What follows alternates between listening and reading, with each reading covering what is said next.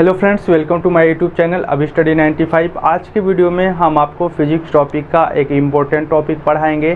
देखिए फ्रेंड्स, इस टॉपिक में मैं आपको प्रेशर के बारे में बताऊंगा और थ्रस्ट क्या होता है इसके बारे में बताऊंगा। तो वीडियो बहुत मज़ेदार होने वाली है, तो पूरा वीडियो देखिएगा। आपको एक एक पॉइंट करके इससे रिलेटेड जितने पॉइंट बनते हैं उसको इस वीडियो में डिस्कस करूँगा। ये आपकी सेपरेट वीडियो रहेगी। तो आइए हम वीडियो स्टार्ट करते हैं। पहले हम आपको बताएँगे कि प्रणोद एवं दाब क्या होता है, जिसको अंग्रेजी में थ्रस्ट एंड प्रेशर कहते हैं। तो देखिए फ्रेंड्स, एक एक पॉइंट को समझते हैं और बहुत ध्यान से समझिएगा। देखिए, सबसे पहले हम समझते हैं थ्रस्ट क्या होता है। तो फ्रेंड्स देखिए, सतह के संपूर्ण क्षेत्रफल पर लंबवत बल को थ्रस्ट कहते हैं। अब इस पॉइंट को आपको समझना है। तो इसको समझने के लिए सबसे पहले आपको ये समझना है कि मान लीजिए आपके पास एक सतह है। देखिए, आपको फिजिक्स को प्रैक्टिकली पढ़ना पड़ेगा और मैं इसी तरह आपको एक एक पॉइंट को बताऊंगा। तो देखिए, ये आपकी एक संपूर्ण सतह है। इस संपूर्ण सतह पर आपके जो परपेंडिकुलर जो लंबवत बल लग रहे हैं उसको हम थ्रस्ट बोलेंगे। इसको क्या बोलेंगे? हम थ्रस्ट बोलेंगे। अब देखिए, ये थ्रस्ट अगर आप समझ गए हैं तो आप समझते हैं प्रेशर। दाब क्या होता है? तो देखिए फ्रेंड्स, दाब समझने के लिए प्रति इकाई क्षेत्रफल पर यूनिट एरिया पर लंबवत बल। देखिए फ्रेंड्स, थ्रस्ट क्या था? इस पूरे संपूर्ण सतह पर आपका जो लंबवत बल था वो आपका थ्रस्ट था। लेकिन इसके एक पॉइंट एरिया पे जितना लंबवत बल लग रहा है वो उसका प्रेशर कहा जाएगा। वो उसका क्या कहलाएगा? प्रेशर कहलाएगा। तो प्रति इकाई क्षेत्रफल पर लगने वाले बल को क्या कहेंगे? दाब कहेंगे। जैसे मान लीजिए आपके पास में कोई एक सतह है, तो इस सतह पर जब आप संपूर्ण सतह पे आप लंबवत बल लगाएंगे, ये आपका कहलाएगा थ्रस्ट। लेकिन किसी एक पॉइंट एरिया पे, एक यूनिट एरिया पे अगर आप लंबवत बल लगाएंगे तो ये कहलाएगा आपका दाब। ये कहलाएगा दाब। इस दोनों पॉइंट को आप समझ गए होंगे कि संपूर्ण एरिया पर अगर आप प्रेशर लगाते हैं, लंबवत बल लगाते हैं, वो आपका थ्रस्ट कहलाएगा। लेकिन यूनिट एरिया पर अगर आप लंबवत बल लगाते हैं तो वो आपका दाब कहलाएगा। अब देखिए फ्रेंड्स, दाब बराबर होता है बल बटे क्षेत्रफल।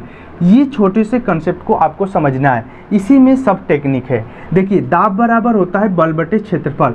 बल क्या है? आपका आरोपित लंबवत बल है। लंबवत बल है जो आप परपेंडिकुलर फोर्स लगा रहे हैं। और किस एरिया पे लगा रहे हैं? यूनिट एरिया पे लगा रहे हैं। तो यूनिट एरिया पे जो लगाया गया लंबवत बल है वही आपका कहलाता है दाब। तो देखिए फ्रेंड्स, दाब जब आप पढ़ लिए तो अब समझते हैं कि दाब का मात्रक क्या होगा। तो समझते हैं यहाँ पर मात्रक। तो देखिए, मात्रक समझेंगे कि दाब का मात्रक क्या होगा। तो देखिए फ्रेंड्स, दाब का मात्रक एमकेएस सिस्टम में देखेंगे कि बल का मात्रक कितना होता है? न्यूटन होता है। और एरिया का जो मात्रक होता है कितना होता है? Metre square. तो न्यूटन प्रति मीटर स्क्वायर किसका मात्रक हो जाएगा? दाब का। दाब का एक और मात्रक होता है पास्कल। कितना होता है? पास्कल। तो यहाँ पर हम लिख दिए हैं कि दाब का एक मात्रक होता है पास्कल और दाब का एक और मात्रक होता है न्यूटन प्रति मीटर स्क्वायर। ये दोनों पॉइंट को ध्यान रखिएगा। अब देखिए, दाब एक अदिश राशि है।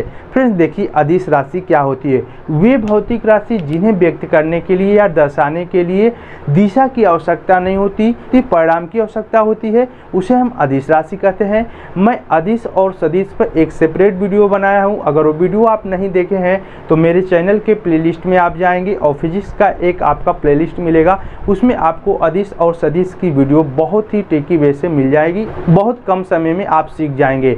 अब देखिए, मैं आपको आगे समझा रहा हूँ कि दाब जो है अनुक्रमानुपाती है किसके? बल के, लंबवत बल के।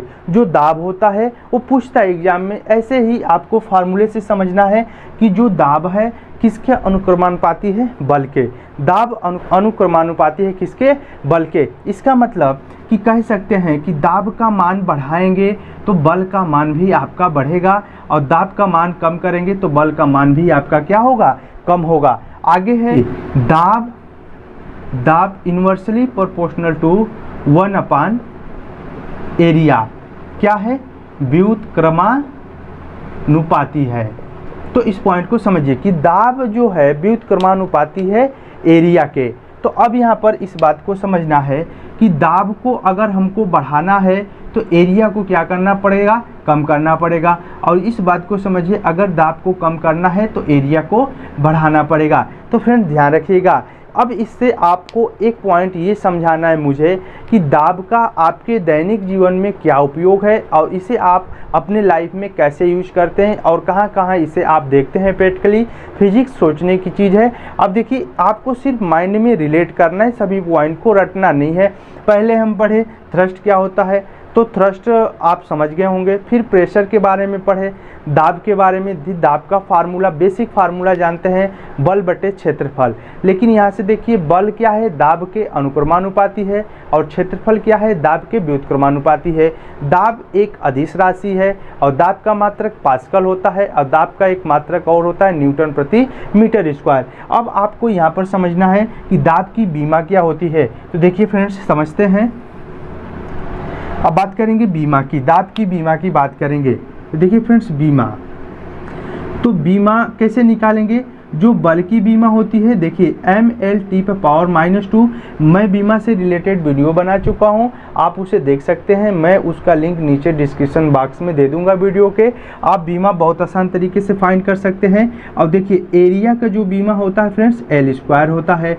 तो जो दाब का बीमा होगा कितना होगा, बल बटे क्षेत्रफल से। बल की बीमा mL/-2, और देखिए क्षेत्रफल की बीमा कितनी हो जाएगी, L² हो जाएगी।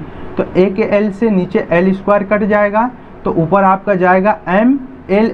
देखिए एक L बचा है, ऊपर जाएगा तो L⁻⁻1 और T⁻⁻2। तो दाब की जो बीमा है फ्रेंड्स, ध्यान रखिएगा, mL⁻⁻1 और T⁻⁻2 होगी। ये सभी पॉइंट अगर आप समझ गए हैं तो आप इसे नोट डाउन कर सकते हैं, इसका स्क्रीनशॉट ले सकते हैं। दाब से रिलेटेड जितने पॉइंट बनेंगे मैं उसको इस वीडियो में डिस्कस करूंगा। अब देखिए, आगे पढ़ते हैं कि दाब का आपके दैनिक जीवन में उपयोग क्या है, इसे आप कैसे समझते हैं। तो बहुत मज़ेदार है, बस आपको इतना पॉइंट ध्यान रखना है कि अगर आपको देखिए एरिया बढ़ानी है तो प्रेशर आपको कम करना पड़ेगा, दाब कम लगेगा। अगर एरिया कम करेंगे तो दाब आपका ज़्यादा लगेगा। दाब से रिलेटेड कुछ आपके दैनिक जीवन में उपयोग हैं, इसको समझते हैं। यहाँ से क्वेश्चंस बनते हैं, तो बहुत ध्यान से समझिएगा। देखिए, दैनिक जीवन में दाब के कुछ अनुप्रयोग हैं। यहाँ पर आप इतनी बातें समझ गए हैं। देखिए, इतनी बात को समझने के लिए सभी एग्जाम्पल को आपको ये बात ध्यान देना है कि जो आपका दाब है वो अनुक्रमानुपाती है किसके, आपके बल के अनुक्रमानुपाती है, और दाब आपका व्युत्क्रमानुपाती है एरिया के। तो अगर फ्रेंड्स किसी वस्तु का एरिया बढ़ा देते हैं तो उसका दाब क्या हो जाता है, कम हो जाता है। और किसी वस्तु का अगर हम एरिया कम कर दें तो दाब क्या हो जाएगा, ज़्यादा हो जाएगा। तो एरिया को कम कर देंगे तो दाब आपका क्या हो जाएगा, ज़्यादा हो जाएगा। इस कंसेप्ट में अगर हम बल की बात करें तो बल को हम अपरिवर्तित करें, मतलब बल में अगर हम कोई चेंजिंग नहीं करते हैं तो एरिया को अगर हम बढ़ा देंगे तो हमारा दाब क्या हो जाएगा, कम हो जाएगा। अगर एरिया को कम कर देंगे तो दाब हमारा क्या हो जाएगा, ज़्यादा हो जाएगा। तो देखिए फ्रेंड्स, अगर यहाँ पर देखते हैं कि दाब अगर ज़्यादा हो जाएगा तो बल भी आपका क्या हो जाएगा, ज़्यादा लग जाएगा, आपको बल ज़्यादा लगाना पड़ेगा। और दाब अगर कम हो जाएगा तो बल आपको कम लगाना पड़ेगा। अब देखिए, पहला पॉइंट समझते हैं कि स्कूल के बैग की पट्टियाँ चौड़ी बनाई जाती हैं। तो देखिए फ्रेंड्स, दैनिक जीवन में दाब का उपयोग क्या है, हम प्रैक्टिकली देखते आए हैं, इसे समझना है इस फार्मूले के माध्यम से। अगर आप देखते होंगे कि स्कूल बैग होती है, जो उसकी पट्टियाँ होती है ये वाली, वो चौड़ी बनाई जाती है।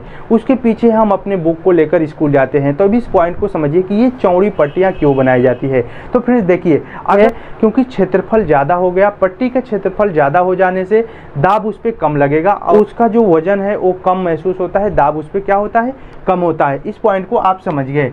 अब देखिए, सुई कीलों का एक सिरा नुकीला होता है। आप देखिए, कील कुछ इस तरीके से होता है फ्रेंड्स, इसका एक सिरा क्या होता है, नुकीला होता है। इस पॉइंट को समझने के लिए मैं आपको दिखा रहा हूँ। जो सुई और कील होती है उसका एक सिरा नुकीला होता है। ऐसा क्यों होता है, देखिए इस पॉइंट को समझिए। ये आपके पास एक कील है, देखिए इस कील का एक सिरा देखिए यहाँ पर नुकीला है। नुकीला इसलिए है क्योंकि इसका एरिया कम हो गया और एरिया कम होने की वजह से इसका प्रेशर ज़्यादा हो गया। देखिए, एरिया कम हो जाएगी तो प्रेशर आपका क्या हो जाएगा, दाब ज़्यादा लगेगा। और जब दाब ज़्यादा ज़्यादा लगेगा तो ये कील आपके दीवार में जल्दी धंस जाती है। तो इस प्रैक्टिकल को समझिएगा कि जो कील होती है इसका एक सिरा नुकीला होता है, इसलिए होता है क्योंकि इसके एरिया को कम कर देते हैं। एरिया कम कर देने से दाब बढ़ जाता है, जिससे ये कील दीवार में आसानी से धंस जाती है। तो दूसरा एग्जाम्पल आप समझ गए होंगे इस पॉइंट को। अब देखिए आगे है ट्रैक्टर के टायर चौड़े होते हैं। ऐसा क्यों होता है?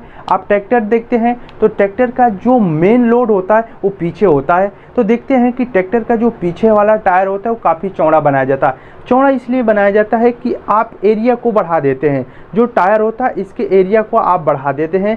जब एरिया को बढ़ा देते हैं तो प्रेशर कम लगता है, दाब कम लगता है। तो दाब जब कम लगेगा तो ट्रैक्टर आसानी से क्या करेगा, चलेगा, अन्यथा धंस जाएगा। यही कारण है कि आप ट्रकों वगैरह के टायर को देखे होंगे कि जो पीछे लोडिंग होती है, बड़े बड़े जो भार पीछे लोड किए जाते हैं तो उनमें दो दो टायर लगाए जाते हैं।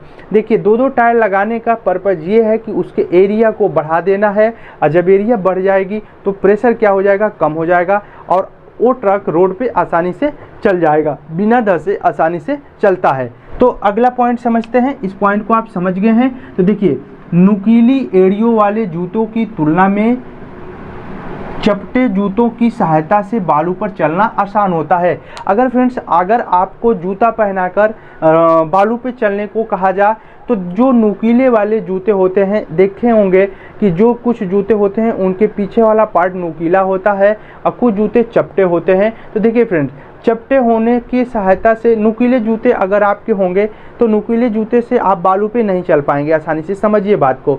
देखिए, नुकीले जूते का मतलब है कि इसके एरिया, नीचे वाला जो नुकीला जूता की एड़ी है वो क्या होता है, उसका क्षेत्रफल कम होता है। जब उसका क्षेत्रफल कम होता है तो उस पर क्या, क्षेत्रफल कम हो जाएगा तो प्रेशर क्या लगेगा, ज़्यादा लगेगा। जब दाब ज़्यादा लगेगा तो आप बालू में धंस जाएंगे। लेकिन अगर यही चपटा वाला जूता अगर आप पहनते हैं तो चपटा होने के कारण क्षेत्रफल आपका बढ़ गया।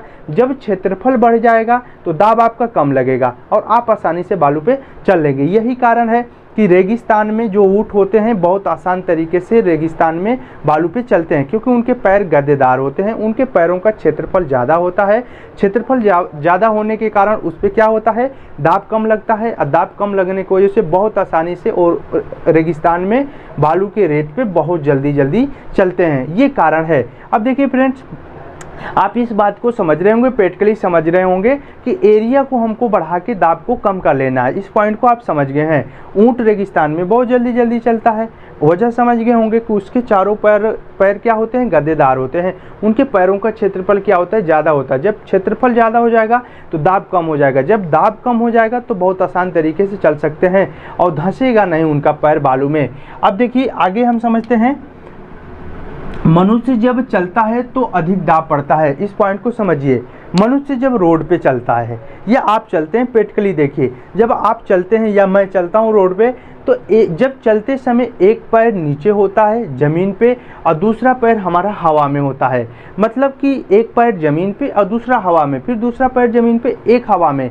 तो इस कंडीशन में देख रहे हैं कि एक पैर ही आप ज़मीन पे रख रहे हैं। जब आप एक पैर ज़मीन पे रखेंगे तो ऑलरेडी आपका कुछ वजन होगा, कुछ दाब डालेंगे, लेकिन एक पैर का क्षेत्रफल क्या होगा, कम होगा। एक पैर का जब क्षेत्रफल कम हो जाएगा तो दाब ज़्यादा लगेगा।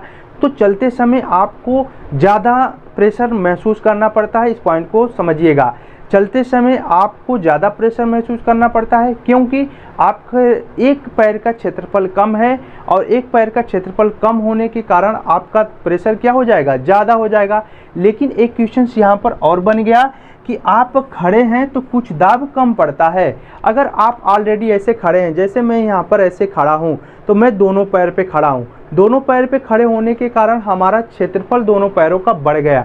जब क्षेत्रफल बढ़ गया तो दाब क्या हो गया, कम हो गया। तो हमें कुछ कम प्रेशर का आभास होता है। अब देखिए, दाब से और भी आपके माइंड में कुछ एग्जाम्पल चल रहे हैं, तो उसको आप सोचिए और इस कंसेप्ट से उसे समझ लीजिए। ऐसे कंसेप्ट दाब से रिलेटेड ऐसे दैनिक जीवन में आपको अनुप्रयोग देखने को मिलते रहते हैं। अब देखिए, एक एग्जाम्पल, जैसे सर्कस में आप देखते होंगे क्या होगा, अगर कोई हाथी है किसी व्यक्ति के सीने पे अगर अपना एक पैर रख देगी तो उस व्यक्ति की हड्डी टूट जाएगी। तो समझिए, हाथी का जो पैर का क्षेत्रफल है वो कम है और ऑलरेडी हाथी का जो प्रेशर है पहले से बहुत ज़्यादा है।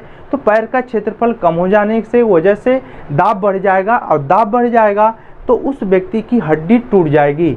लेकिन सर्कस वाला क्या करेगा कि हाथी के पैर को अपने सीने पे रखने से पहले अगर एक बड़ा सा तख्ता लगा दे, अगर उस पर अपने हाथी के पैर को रखाता है कि भाई अब आप रखिए, तो उस कंडीशन में आप देखेंगे कि जब उस कंडीशन में हाथी उसके सीने पे पैर रखेगी तो ऑलरेडी जो तख्ता लगा हुआ इसका क्षेत्रफल बढ़ गया है।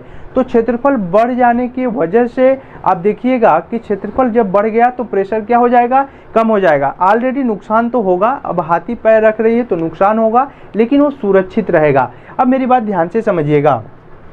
देखिए दाब से रिलेटेड इतने पॉइंट थे। अब आप सोच रहे होंगे ऐसे जैसे रेल है, देखे होंगे स्लीपर, ट्रेन वगैरह है, मतलब इसके नीचे स्लीपर लगाए जाते हैं, कुछ दूरी पे स्लीपर लगाए जाते हैं। ऐसा क्यों लगाया जाता है, बात को समझिए। ऐसा इसलिए लगाया जाता है कि स्लीपर क्या करता है, उसके प्रेशर को कम करता है। कैसे करता है कि जो रेल होता है, इस पॉइंट को समझिएगा कि जो रेल होता है, देखिए फ्रेंड्स ये आपकी क्या है, रेल है, इसे हम रेल बोलते हैं। इस पे स्लीपर लगे होते हैं और इस पे ट्रेन चलती है। तो फ्रेंड जब ट्रेन चलती है तो ट्रेन का जो प्रेशर होता है, जो उसका चक्का होता है, बहुत पतला होता है। जब उस रेल पे चक्का का संपर्क आता है तो उसका लोड ऑलरेडी ज़्यादा होता है, लेकिन दाब कम कौन करता है, स्लीपर, क्योंकि स्लीपर का क्षेत्रफल क्या है, ज़्यादा है। आपसे रिलेटेड कुछ इंपॉर्टेंट पॉइंट बता रहे हैं कि वो एक वायुमंडलीय दाब कितने के बराबर होता है। आप इसका स्क्रीनशॉट ले सकते हैं और पॉइंट को समझ गए हैं तो सभी पॉइंट को नोट भी कर सकते हैं, और एग्जाम्पल के माध्यम से मैं आपको सभी को समझा दिया हूँ। अब देखिए मैं इसे रब कर दे रहा हूँ। देखिए फ्रेंड्स दाब से कुछ रिलेटेड इंपॉर्टेंट पॉइंट है, इसे ध्यान रखिएगा। एक वायुमंडलीय जो दाब होता है 1.013 × 10⁵ पास्कल के बराबर होता है, इस डाटा को याद रखिएगा। और एक बार बराबर होता है 10⁵ पास्कल के बराबर। तो डायरेक्ट क्वेश्चंस बनते हैं, एक बार बराबर 10⁵ पास्कल के बराबर होता है। अब देखिए एक टर बराबर होता है 133 पास्कल के बराबर। तो फ्रेंड्स यहाँ पर ध्यान रखिएगा, तीनों इंपॉर्टेंट पॉइंट थे।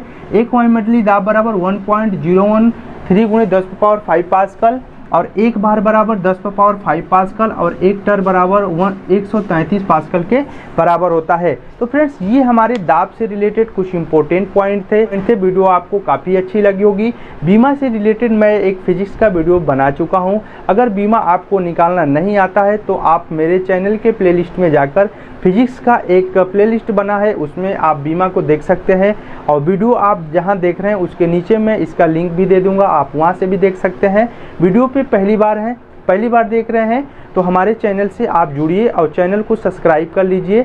देखिए फ्रेंड्स सब्सक्राइब करने के बाद आप नोटिफिकेशन ऑन करिएगा, पड़े जब भी मैं वीडियो को अपलोड करूं उसका नोटिफिकेशन आपके पास जाए और वीडियो को आप देख सकें। तो जल्द ही मिलते हैं अगले वीडियो में, तब तक के लिए जय हिंद, जय भारत, धन्यवाद।